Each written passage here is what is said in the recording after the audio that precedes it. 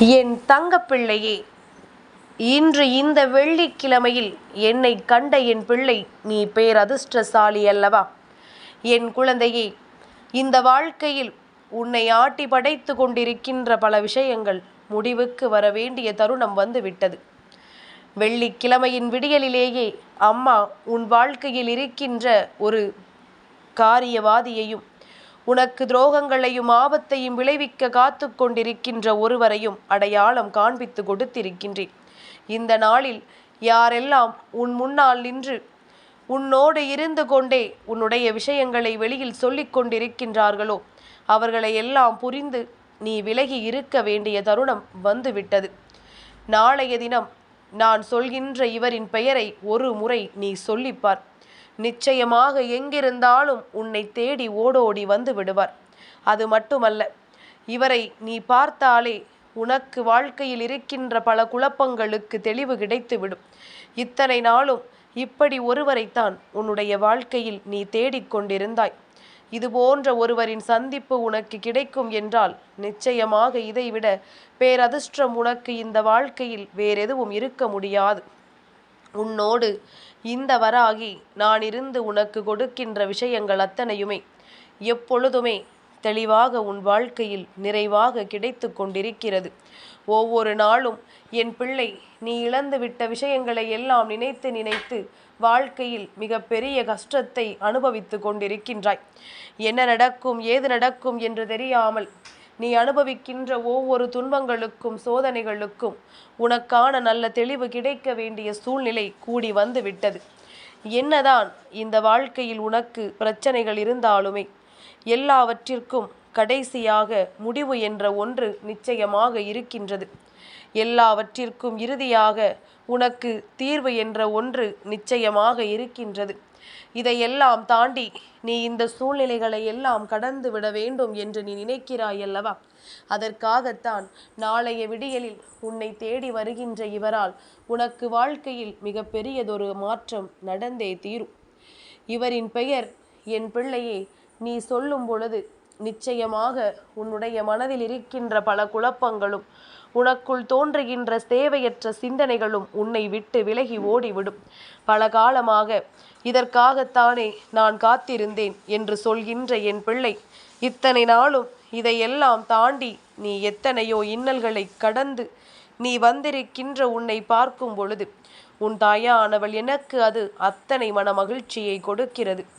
நிச்சயமாக உன்னை பார்க்கும் பொழுது அம்மாவிற்கு மனதில் அத்தனை சந்தோஷம். எல்லா இன்னல்களையும் உன்னால் கடந்து வர முடிகிறதல்லவா? எல்லா துன்பங்களையும் உன்னால் தாண்டி வர முடிகிறதல்லவா? அப்படி இருக்கும் பொழுது இதையெல்லாம் தாண்டியும் இதையெல்லாம் கடந்தும் நீ உனக்கான ஒரு சூழ்நிலையை தாண்டி வருகிறாய் என்றால் அந்த நிலை இந்த வாழ்க்கையில் உனக்கான நம்பிக்கையை உன்னிடத்தில் நிறைவாக கொடுக்கின்ற சூழ்நிலை என்பதனை முதலில் புரிந்து கொள். எல்லா மாற்றங்களுக்கும் உனக்கு இந்த வாழ்க்கை கொடுப்பது அத்தனையும் நீ விரும்பிய விஷயங்களாகவே இருக்கட்டும். ஏனென்றால் நீ எதிர்பார்க்கின்ற ஒவ்வொன்றும் உன்னை வந்து சேரக்கூடிய தருணங்கள் நெருங்கி வந்து விட்டது. உன்னால் முடியாது என்று இங்கு எந்த காரியமும் இல்லை. அப்படியே முடியாது நடக்காது என்ற ஒரு விஷயம் இருக்கிறது என்றால் நிச்சயமாக அந்த நேரத்தில் உனக்கான நம்பிக்கையை கொடுக்க யாரேனும் ஒருவரை உன் கண் முன்னால் நான் கொண்டு வந்து நிறுத்துவேன் என்பது உன் நினைவில் இருக்கட்டும். ஒருபோதும் இதையெல்லாம் நீ மறந்துவிடக்கூடாது. ஒருபோதும் இதையெல்லாம் என் பிள்ளை நீ இழக்க துணிந்து விடக்கூடாது.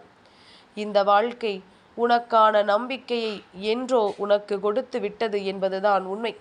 இந்த வாழ்க்கை என்றோ உன்னுடைய மனதில் இருக்கின்ற அத்தனை குழப்பங்களுக்கும் தீர்வினை கொடுத்து விட்டது என்பதுதான் உண்மை.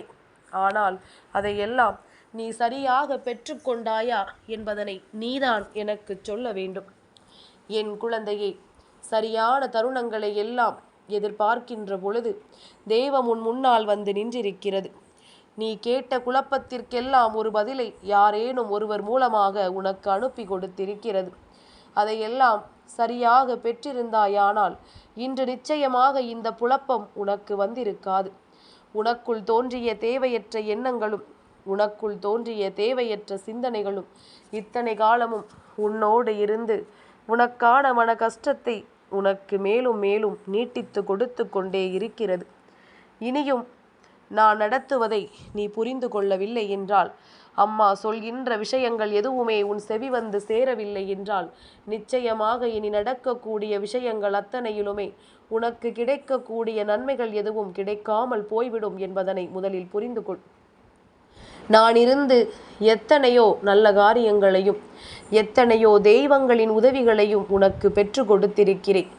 மறந்திருந்தாலும் அம்மா உனக்கு நினைவுபடுத்துவேன், யார் யார் உன்னுடைய வாழ்க்கையில் வருகிறார்கள் என்று, யார் யார் உனக்கு நல்லதை நடத்துகிறார்கள் என்று, யாரெல்லாம் உன்னை தேடி வந்து உனக்கான நம்பிக்கைக்குரிய விஷயங்களை நடத்தி தருவார்கள் என்று நான் உனக்கு பல வகைகளில் உணர்த்தி இருக்கிறேன் அல்லவா? அப்படி இருக்கும் பொழுது என் பிள்ளை, தேவையில்லாத விஷயங்களுக்காக இந்த வாழ்க்கையில் நீ இழந்ததை எல்லாம் நினைத்து வருத்தப்படக்கூடாது. ஏதாவது ஒரு வகையில் நமக்கு தெய்வம் உதவி செய்யும் என்பது எப்பொழுதும் உன் மனதிற்குள் நின்று விட்டாலே போதும். எதிர்பாராத பல திருப்பங்களும் எதிர்பாராத பல நல்ல சூழ்நிலைகளும் உன்னை நல்வழிப்படுத்தி கொண்டேதான் இருக்கும். உன்னோடு நான் இருக்கின்ற இந்த நேரங்களில் என் பிள்ளையே, மனதார எதற்கும் நீ கலங்கிவிடக்கூடாது. உன்னுடைய மனது எப்பொழுதுமே எதிர்பாராத விஷயங்களுக்காகத்தான் காத்திருக்கும். எதிர்பார்த்த விஷயம் நடக்கும் பொழுது இவ்வளவுதானே, இது நாம் எதிர்பார்த்தது தானே என்று உன்னுடைய மனது சட்டென்று அப்படியே அமர்ந்து விடும் அல்லவா? என் பிள்ளையே, எதையுமே பெரிதாக கண்டுகொள்ளாத பொழுது அது உனக்கு நடக்கும். எப்பொழுது அதை தேடி தேடி அலைகிறாயோ அப்பொழுது அது உன் வாழ்க்கையில் உனக்கு கிடைக்காமல் போய்விடும். இதுதான் இயற்கையினுடைய விதி அல்லவா என் பிள்ளையே? அதனால் எதற்குமே மனதை தயார்படுத்தி வைத்திருக்க வேண்டும். என்ன நடந்தாலும் பரவாயில்லை என்று உன்னுடைய மனதை நீ எப்பொழுதுமே சரியாக வைத்திருக்க வேண்டும். அப்படி இருக்கும் பொழுது உனக்கு எல்லா விஷயங்களிலும் மிகப்பெரிய நன்மைகள் நடந்தே தீரும். நீ வேண்டிய அத்தனை சூழ்நிலைகளும் உனக்கு சரியான மாற்றத்தை கொடுத்தே தீரும். இதுவெல்லாம் ஒருபுறம் இருக்க, நாளைய விடியல் சந்திர தரிசனத்தினுடைய விடியல் அல்லவா? 3ஆம் பிறை சந்திர தரிசனம். என் பிள்ளையே, சந்திர பகவானை 3ஆம் பிறை நாளில் காணும் பொழுது உன்னுடைய கண் பார்வை தெளிவடையும். உன்னுடைய கண் பார்வை தெளிவடைவதோடு மட்டுமல்லாமல் உனக்குள் இருக்கின்ற சிந்தனைகள் கூர்மையாகும். ஏனென்றால் அவரை நீ கண்ணார காணும் பொழுது, தொலைதூரத்தில் இருக்கின்ற அவர் பிறை நிலவில் உன் கண்களுக்கு தெரியும் பொழுது நிச்சயமாக அது உன்னுடைய கண் பார்வையை சரி செய்வதோடு மட்டுமல்லாமல் எதையுமே கூர்மையாக நோக்கக்கூடிய திறமையை உனக்கு கொடுக்கும். எந்த விஷயமாக இருந்தாலும் வாழ்க்கையில் கூறிய சிந்தனைகளோடு நீ அதனை முடிவெடுத்து விடுவாய். அப்பேற்பட்ட ஒரு மாற்றத்தை உனக்குள் சந்திர பகவான் கொடுத்து விடுவார். இது சந்திரனை நீ தரிசனம் செய்வதற்கு மிக முக்கியமான காரணமாக இருக்கும். அதுபோல என் குழந்தையே, சந்திர பகவான் உன் முன்னால் வருகிறார் என்றால் இந்த நாளில் நீ அவரிடத்தில் அவரின் பெயரை ஒரு முறை சொல்ல வேண்டும். அப்படி சொல்லிவிட்டாயானால் அவர் எங்கிருந்தாலும் உன்னை மனதார ஆசீர்வதித்து கொண்டிருப்பார். உனக்கு நல்ல பலன்களை எல்லாம் நிச்சயமாக உன் முன்னால் கொண்டு வந்து தந்து விடுவார். என் பிள்ளை, யாருடைய உதவியையும் கேட்க வேண்டாம். யாரிடத்திலும் உதவி என்று கேட்டு நீ கை கட்டி நிற்க வேண்டாம்.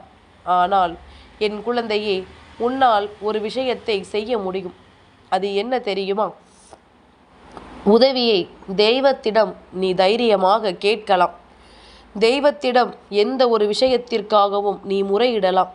உன்னுடைய விருப்பங்களை எல்லாம் தெய்வம் நிச்சயமாக நிறைவேற்றி கொடுக்கும் என்பதனை நீ மறந்துவிடக்கூடாது. எந்த நிலையில் இந்த வாழ்க்கை உன்னை கைவிட்டாலும் தெய்வம் உன்னை ஒருபொழுதும் கைவிடாது என்பதனை நீ புரிந்து கொண்டு உனக்கான நல்ல நேரத்தை நீயே உருவாக்கி கொள்ள எப்பொழுதும் தயாராக இருந்துவிடு. யார் என்ன சொல்கிறார்கள், யார் உன் வாழ்க்கையில் என்ன விஷயத்தை நடத்துகிறார்கள் என்பது எல்லாம் இங்கு பிரச்சனை அல்ல.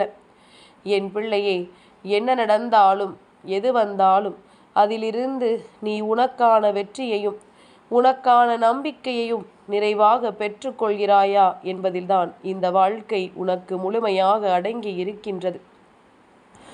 உன்னை சூழ்ந்து வந்த எல்லா விஷயங்களுமே உன்னை விட்டு அப்படியே நீங்கிவிட வேண்டும்.